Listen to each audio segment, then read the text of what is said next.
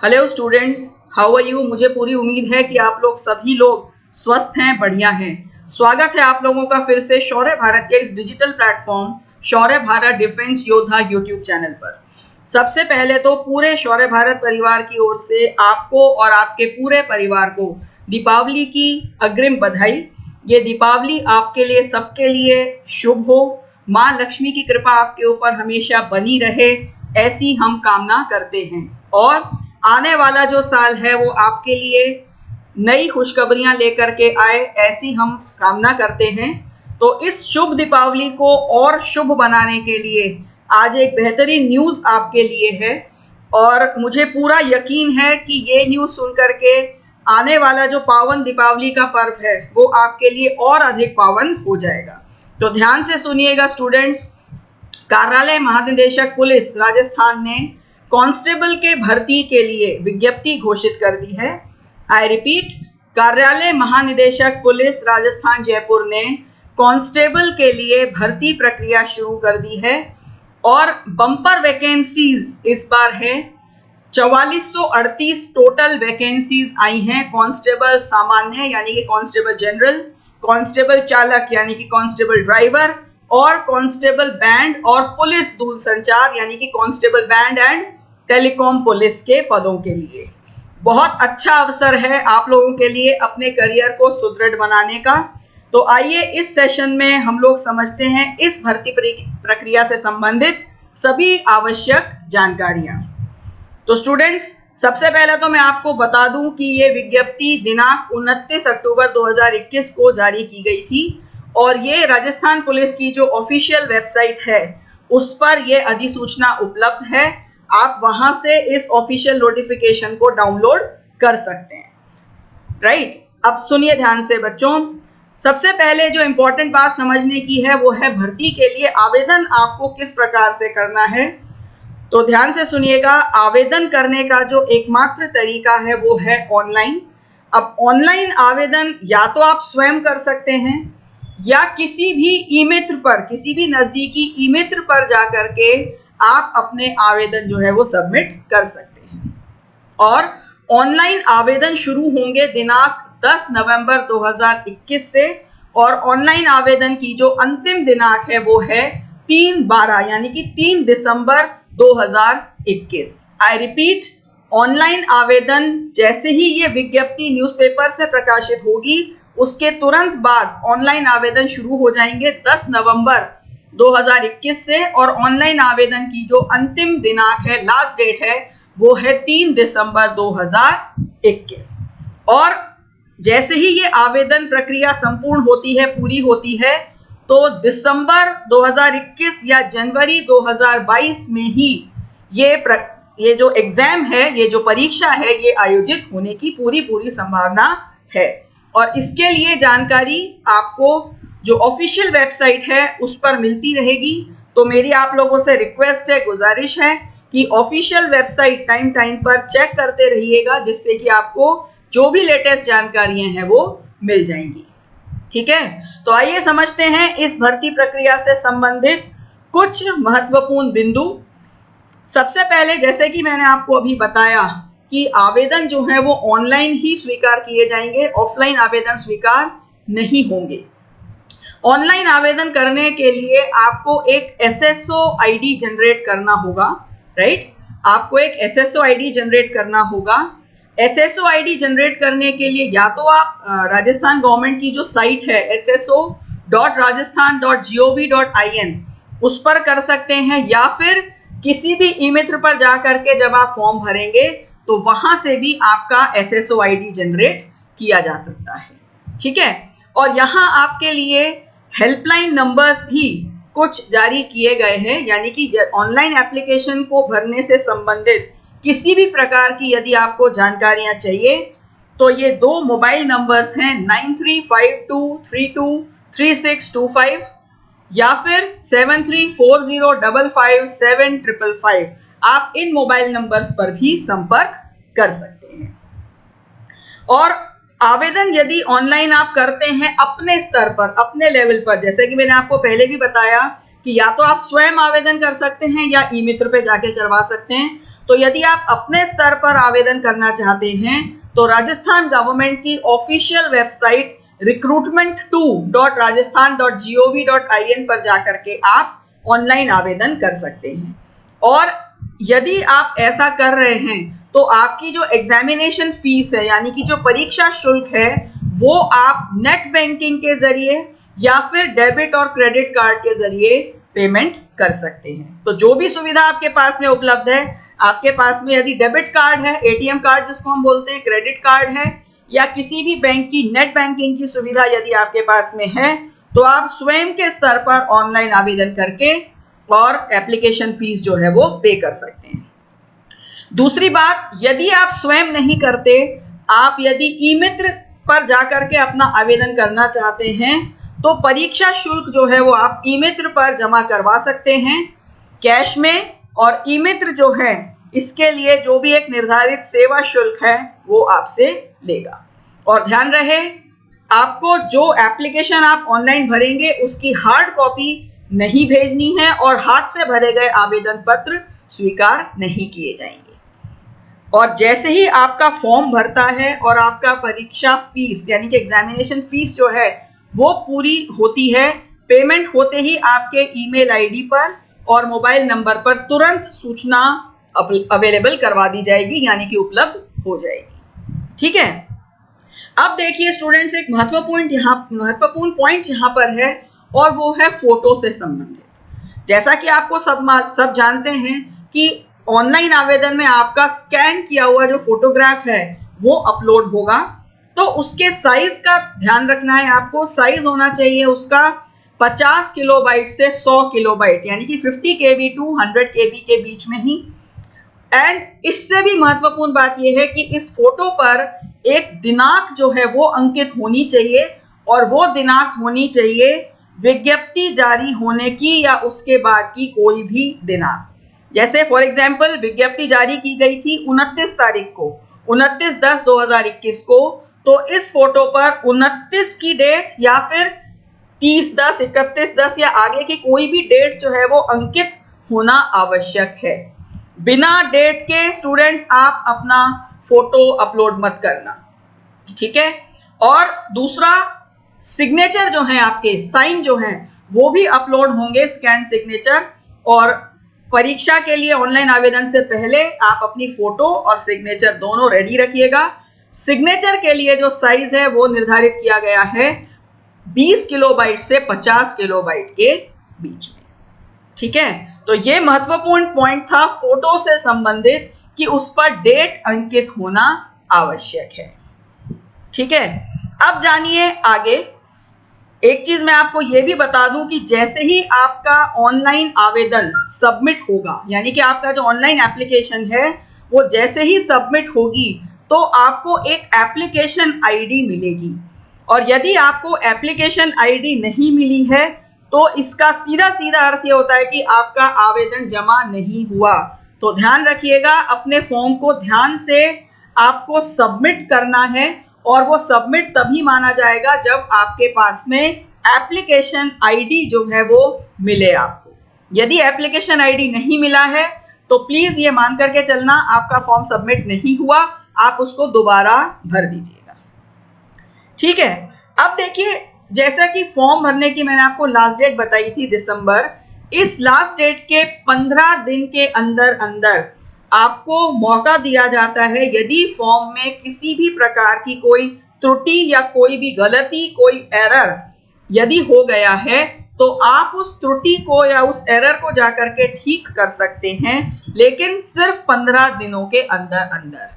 और दूसरी बात, ये जो 15 दिन का समय दिया जा रहा है ये केवल और केवल सिर्फ और सिर्फ किसी भी एरर को ठीक करने के लिए दिया जा रहा है। प्लीज ऐसा मत समझना कि आपको 15 दिन का अतिरिक्त समय ऑनलाइन आवेदन भरने के लिए मिला है। ऑनलाइन आवेदन भरने के लिए कोई अतिरिक्त समय नहीं है, ये सिर्फ एरर को ठीक करने के लिए समय आपको दिया गया है, राइट। अब देखिए, जो फॉर्म आप भरेंगे उसके साथ में परीक्षा शुल्क यानी कि एग्जामिनेशन फीस दे होगी। ये एग्जामिनेशन फीस जो है वो जनरल कैटेगरी, सामान्य वर्ग, क्रीमी लेयर, अन्य पिछड़ा वर्ग और एमपीसी वर्ग के आवेदकों के लिए निर्धारित की गई है 500 रुपए।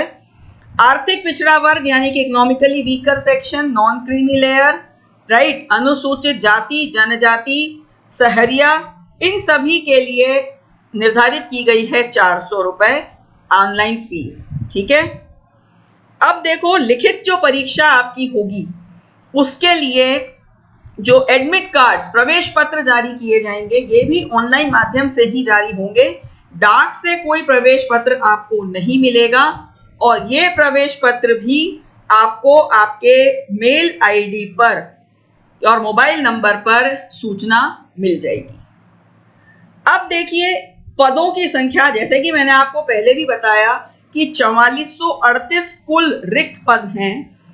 अब ये जो टेबल आपके सामने दी हुई है, इस टेबल को यदि आप ध्यान से देखते हैं तो इसमें आपको प्रत्येक जिले में कितने पद हैं, महिलाओं के लिए कितने हैं, आर्थिक पिछड़ा वर्ग के लिए कितने हैं, ओबीसी के लिए, ठीक है, एमबीसी के लिए, सबके लिए कितने कितने पद निर्धारित की गए हैं, वो पूरी सूची आपको इस टेबल में, इस तालिका में दी गई है। और ये तालिका, ये टेबल ऑफिशियल नोटिफिकेशन में उपलब्ध है, जिसको कि मैंने आपको जैसा अभी बताया था, आप ऑफिशियल वेबसाइट से जाकर के डाउनलोड कर सकते हैं। ठीक है। तो ये रही आपके सामने भर्ती पदों की पूरी संख्या। अब देखिए स्टूडेंट्स, और क्या अन्य आवश्यक जानकारी है जो कि इस भर्ती प्रक्रिया से संबंधित है, उस पर भी हम लोग एक नजर डालते हैं। नेक्स्ट जो इंपॉर्टेंट चीज हमारे लिए समझने की है वो होती है आरक्षण। आरक्षण मीन्स रिजर्वेशन, कि किस वर्ग के लिए कितने जो पद हैं वो रिजर्व किए गए हैं। अब हम ये सारी चीजें भी यहां से समझेंगे। तो देखिए बेटा, सबसे पहले तो समझो आरक्षण महिलाओं के लिए जो दिया गया है वो किस प्रकार से दिया गया है। देखिए ध्यान से सुनिए, 30% जो पद हैं वो महिलाओं के लिए आरक्षित हैं और उसमें से भी 8% जो पद हैं वो विधवाओं के लिए यानी कि विडो कोटा, और 2% जो हैं वो डिवोर्सी कोटा यानी कि तलाकशुदा महिलाओं के लिए निर्धारित किए गए हैं। ठीक है। नेक्स्ट समझते हैं अब वेतन और पेंशन। तो जब ये नियुक्ति होगी तो 2 वर्ष के लिए आपको फिक्स वेतन 14,600 रुपए निर्धारित किया गया है। ये फिक्स रेम्यूनरेशन है जो कि आपको मासिक देय होगा 14,600 रुपए। ठीक है। और 2 वर्ष के बाद में फिर आपको जो वेतन दिया जाएगा वो निर्धारित किया जाएगा जो गवर्नमेंट के रूल्स और नॉर्म्स हैं उसके अकॉर्डिंग। अब देखो बच्चों, पात्रता यानी कि एलिजिबिलिटी या योग्यता भी जिसको आप कहते हैं, अगर हम बात करते हैं सिटीजनशिप की यानी कि नागरिकता की, तो आप नागरिक, भारतीय नागरिक होने चाहिए या नेपाल या भूटान के नागरिक होने चाहिए और आपको हिंदी भाषा का जो व्यवहारिक ज्ञान है वो होना आवश्यक है। अब देखो बच्चों, शैक्षणिक योग्यताओं के बारे में अभी मैंने आपको बताया कि यहाँ पर 3 तरह के पद हैं, टेलीकॉम के हैं, जनरल है और बैंड है। तो अब देखो तीनों के लिए जो योग्यता है वो अलग अलग निर्धारित की गई है। जनरल यदि आप कांस्टेबल की बात करते हैं तो उसके लिए आपकी जो न्यूनतम शैक्षणिक योग्यता होनी चाहिए वो होनी चाहिए किसी भी मान्यता प्राप्त स्कूल या बोर्ड से सीनियर सेकेंडरी या 10+2 या 12वीं भी जिसको आप कहते हैं। ठीक है। बैंड के लिए यदि आप आवेदन करना चाहते हैं तो किसी भी मान्यता प्राप्त बोर्ड से 10वीं परीक्षा आपने उत्तीर्ण की हुई होनी चाहिए। और यदि आप टेलीकॉम के लिए, जो पुलिस टेलीकॉम की पोस्ट है उसके लिए आवेदन करना चाहते हैं तो इसके लिए आप 10+2 पास होने चाहिए किसी भी मान्यता प्राप्त बोर्ड से।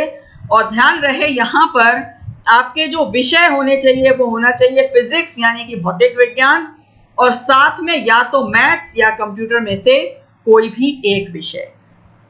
आई रिपीट, पुलिस टेलीकॉम के लिए यदि आप आवेदन करना चाहते हैं तो आपकी जो न्यूनतम शैक्षणिक योग्यता होनी चाहिए वो है 12वीं पास, 10+2 या सीनियर सेकेंडरी भी जिसको आप बोलते हैं, और यहाँ आपका जो सब्जेक्ट है, विषय है, वो भौतिक विज्ञान, फिजिक्स और उसके साथ में या तो गणित या कंप्यूटर, इनमें से कोई भी एक विषय होना अनिवार्य है।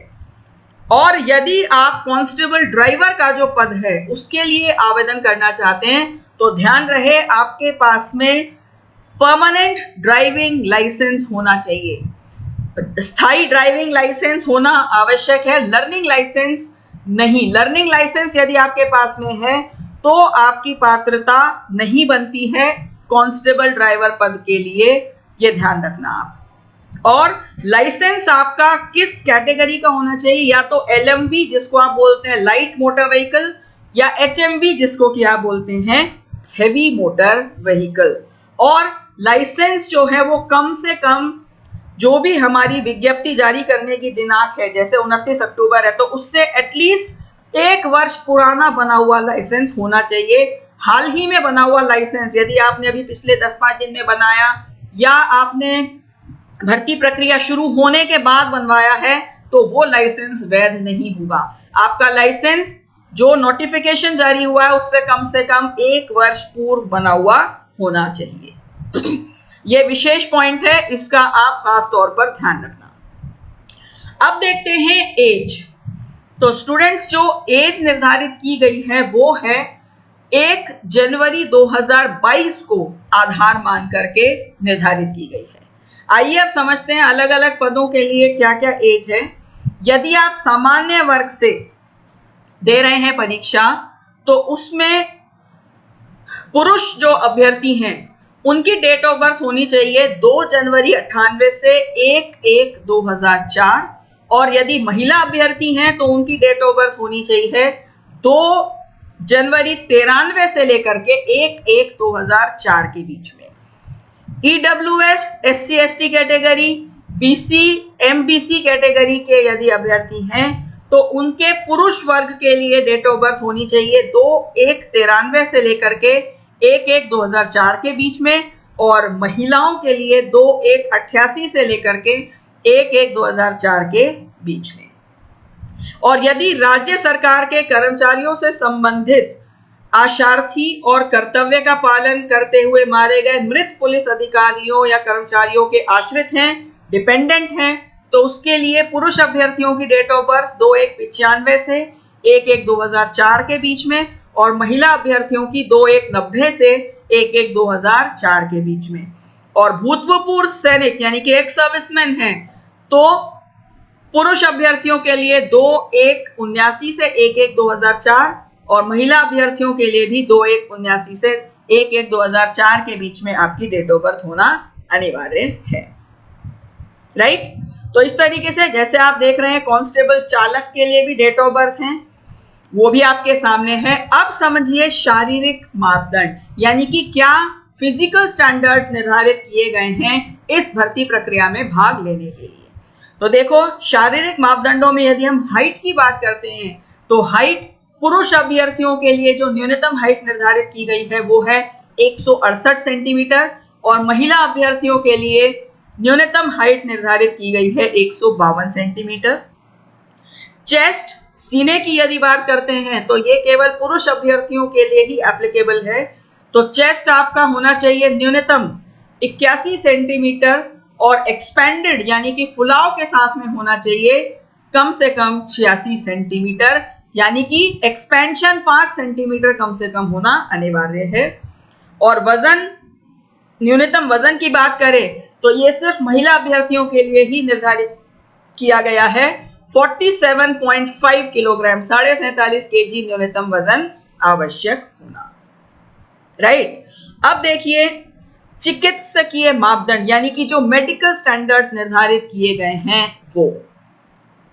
मेडिकल स्टैंडर्ड्स की यदि अपन बात करते हैं तो सबसे पहले अपन देखते हैं आंखों का स्टैंडर्ड, यानी कि निकट दृष्टि में बेहतर आंख N6 और खराब से खराब N9, और दोनों आंखों की दूर दृष्टि 6/6 होना आवश्यक है। और नेक्स्ट सबसे इंपॉर्टेंट जो मेडिकल पॉइंट है कि अभ्यर्थियों के अंदर इनमें से, जो अभी हम डिस्कस करेंगे देखेंगे, इनमें से किसी भी प्रकार का कोई विकार नहीं होना चाहिए, यानी कि नौकनी घुटने टकराना, वेरिकोस वेन्स फूली हुई नसें, स्क्विंट भेंगापन, नाइट ब्लाइंडनेस रात के समय में नहीं दिखना, रतौंधी जिसको आप बोलते हैं, कलर ब्लाइंडनेस, कलर ब्लाइंडनेस अर्थात आप अलग अलग विभिन्न रंगों को पहचान नहीं सकते, आइडेंटिफाई नहीं कर सकते, तो उसको बोलते हैं कलर ब्लाइंडनेस, स्टैमरिंग यानी कि हकलाना, फ्लैट फुट, हर्निया या किसी भी प्रकार की कोई सर्जिकल प्रॉब्लम नहीं होनी चाहिए। ये विशेष तौर पर आपको ध्यान रखना है, ये बहुत इंपॉर्टेंट पॉइंट्स हैं बच्चों, मैं रिपीट कर रही हूं कि इनमें से कोई भी प्रॉब्लम नहीं होनी चाहिए। Knock knee, varicose veins, night blindness, squint, colour blindness, stammering, flat foot, hernia या किसी भी प्रकार की कोई सर्जिकल प्रॉब्लम्स। ठीक है, समझ में आया आप लोगों को? और यदि किसी भी पॉइंट पर आकर के आप अटकते हैं तो प्लीज इस ऑफिशियल नोटिफिकेशन को एक बार रेफर कर लीजिएगा जो कि वेबसाइट पर उपलब्ध है। अब देखिए बेटा, अब समझिए भर्ती के लिए जो प्रोसीजर निर्धारित किया गया है वो क्या है। ध्यान से देखिएगा, ध्यान से देखिएगा, 200 अंक हैं इस परीक्षा के, जिसमें से 150 अंक की तो है लिखित परीक्षा जो कि कांस्टेबल सामान्य और कांस्टेबल टेलीकॉम के लिए लागू है, चालक के लिए भी और बैंड के लिए लागू नहीं है। शारीरिक दक्षता यानी कि फिजिकल एफिशिएंसी कांस्टेबल सामान्य के लिए 30 नंबर, चालक के लिए 20 और बैंड के लिए 20। दक्षता परीक्षा ये कांस्टेबल सामान्य और पुलिस दूरसंचार के लिए लागू नहीं है, जबकि चालक के लिए इसमें 30 नंबर हैं और बैंड के लिए भी 30 हैं। विशेष योग्यता, विशेष योग्यता में क्या होता है, जैसे कि किसी के पास में एनसीसी है सर्टिफिकेट या कोई होमगार्ड में जॉब कर रखा है तो वहां पर कुछ अतिरिक्त अंक मिलते हैं, तो वो 20 नंबर है कांस्टेबल सामान्य और टेलीकॉम के लिए, चालक और बैंड पर लागू नहीं होता। तो इस प्रकार ये जो परीक्षा है कांस्टेबल जनरल, टेलीकॉम और चालक के लिए 200 नंबर की है, जबकि कांस्टेबल बैंड के लिए परीक्षा मात्र 50 नंबर की परीक्षा है। आइए अब देखते हैं लिखित परीक्षा से संबंधित कुछ महत्वपूर्ण बिंदु। रिटन एग्जाम जो होगा स्टूडेंट्स ध्यान से सुनिएगा, उसमें 150 प्रश्न होंगे जिसके लिए कि आपको 2 घंटे का कुल समय मिलेगा। हर सवाल 1 नंबर का होगा और गलत उत्तर देने पर 0.25 यानी कि 25% अंक आपका कटेगा भी, ये ध्यान रखिएगा। नेगेटिव मार्किंग का विशेष ध्यान रखिए, 0.25 की नेगेटिव मार्किंग यहां पर होती है। और ये एग्जाम जो होगा ये एक ऑफलाइन एग्जाम है जिसमें कि आपको ओएमआर शीट दी जाएगी और उस ओएमआर शीट पर आपको अपने सवालों के उत्तर अंकित करने होंगे। राइट, अब समझते हैं जो ये पेपर आएगा ये किन किन विषयों से होगा और प्रत्येक विषय से कितने प्रश्न आएंगे और कितना नंबर का वह विषय होगा। तो ध्यान से देखिए, तार्किक योग्यता यानी कि रीजनिंग और कंप्यूटर, ये एक सेक्शन है, इससे कुल प्रश्न आएंगे 60 और 60 अंक होंगे। देन सामान्य ज्ञान, सामान्य विज्ञान और समसामयिक विषय 35 प्रश्न इस सेक्शन में होंगे, कुल अंक 35। महिलाओं एवं बच्चों के प्रति अपराध एवं उनसे संबंधित कानून, ये एक नया सेक्शन जुड़ा है पिछली भर्ती प्रक्रिया से ही, जिसके 10 प्रश्न आपके सामने आएंगे।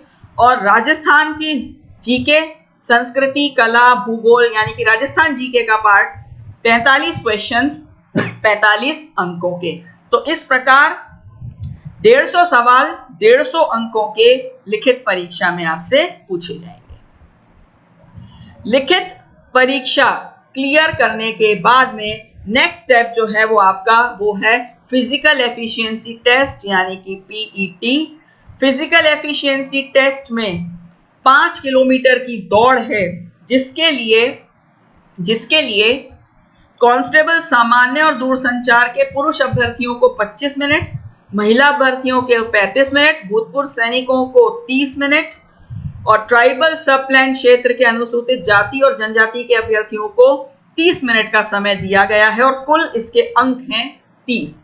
जबकि कांस्टेबल चालक या बैंड के लिए पुरुष अभ्यर्थियों के लिए 25 मिनट, महिलाओं के लिए 35 मिनट, भूतपूर्व सैनिकों के लिए 30 मिनट ट्राइबल या अनुसूचित जाति और जनजाति के अभ्यर्थियों के लिए 30 मिनट और टोटल अंक हैं इसके 20।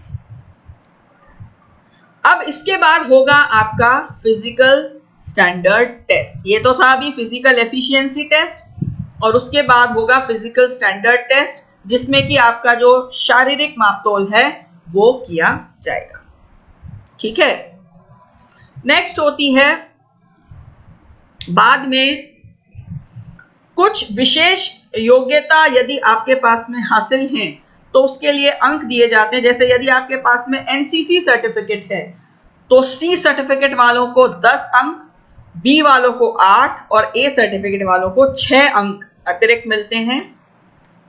होमगार्ड की बात करते हैं तो होमगार्ड में 3 वर्ष सेवा देने पर 10, 2 वर्ष तक निरंतर सेवा देने पर 8 और 1 वर्ष तक निरंतर सेवा देने पर 6 अंक आपको दिए जाते हैं। राइट, क्लियर है? तो स्टूडेंट्स, आई होप मैंने आपको जितनी भी महत्वपूर्ण जानकारी इस भर्ती प्रक्रिया से संबंधित थी वो सभी दे दी है। अन्य किसी भी डिटेल के लिए आप इस ऑफिशियल नोटिफिकेशन को रेफर कर सकते हैं। और राजस्थान पुलिस का ये जो एग्जाम है ये एक बेहतरीन और सुनहरा अवसर है आप लोगों के लिए अपने करियर को मजबूत बनाने का और अपने करियर में स्टेबिलिटी यानी कि एक स्थिरता लाने का। ठीक है, तो अब आपके पास समय है तैयारियों के लिए, और राजस्थान पुलिस की ये जो एग्जाम है इसकी बेहतरीन तैयारी के लिए आप डाउनलोड कीजिए Shaurya Bharat app. Google play store से जाकर के डाउनलोड करिए शौर्य भारत ऐप।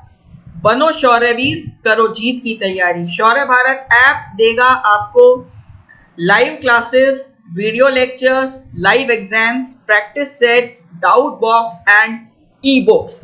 तो ये सभी फीचर्स शौर्य भारत ऐप पर उपलब्ध हैं जो कि आपकी तैयारियों में 4 चांद लगाएंगे, तैयारियों को नई दिशा देंगे।